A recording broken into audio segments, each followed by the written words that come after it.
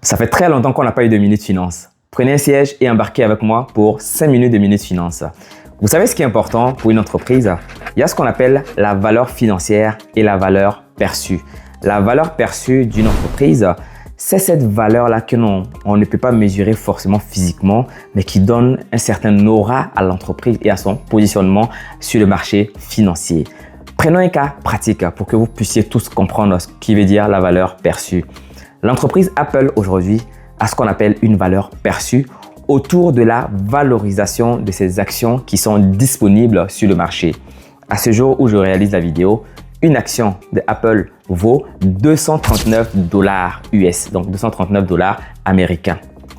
Apple a un nombre d'actions qui s'élève à 14 800 000 actions actuellement en circulation.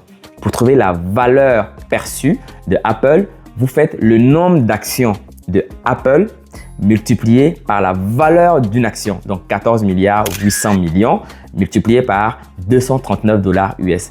C'est ce qu'on appelle la valorisation de l'entreprise, donc la valeur perçue également. Pourquoi je dis la valeur perçue, qui est différente de la vraie valeur de l'entreprise parfois?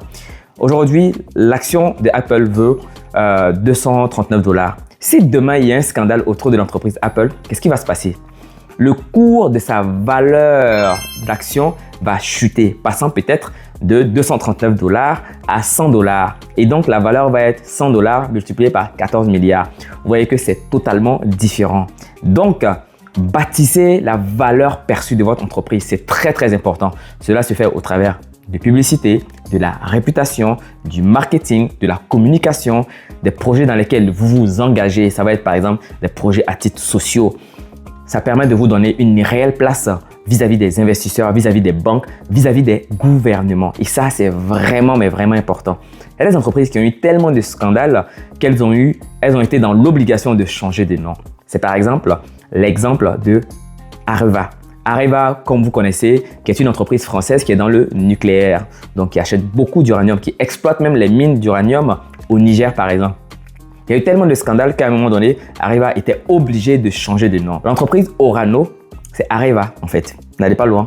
Orano égale Areva. Ils ont tout simplement changé de nom pour assainir un petit peu leur image sur les marchés vis-à-vis des investisseurs, vis-à-vis de la conscience collective. Et ça, c'est vraiment important. Alors, avant de parler d'entreprise, pensez à bâtir cette image de marque et qui doit être préservée surtout parce que lorsque cette image-là est ternie, votre entreprise est dans le pain.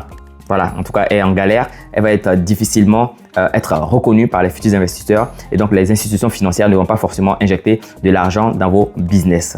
Donc, il faut faire une différence entre la valeur financière ou la vraie valeur de l'entreprise de la valeur perçue, car la valeur perçue peut basculer de façon négative d'un jour à un autre ou d'une heure même à une autre. Et donc, c'est très important de la préserver et d'en prendre soin. Surtout, de mettre du budget pour y consacrer.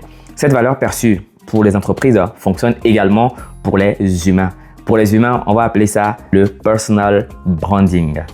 Et ça, c'est vraiment important. Il y a des gens qui vont développer leur image au travers des réseaux sociaux, au travers des personnes qu'ils fréquentent. Et ça, c'est un gage de confiance. Voilà ce que je voulais partager avec vous aujourd'hui. Si vous aimez ce genre de vidéo, n'hésitez pas à me le faire savoir et je me ferai un malin plaisir d'en faire de plus en plus. D'ici là, prenez soin de vous et de vos proches et surtout, garantissez votre image de marque. À très bientôt. Au revoir.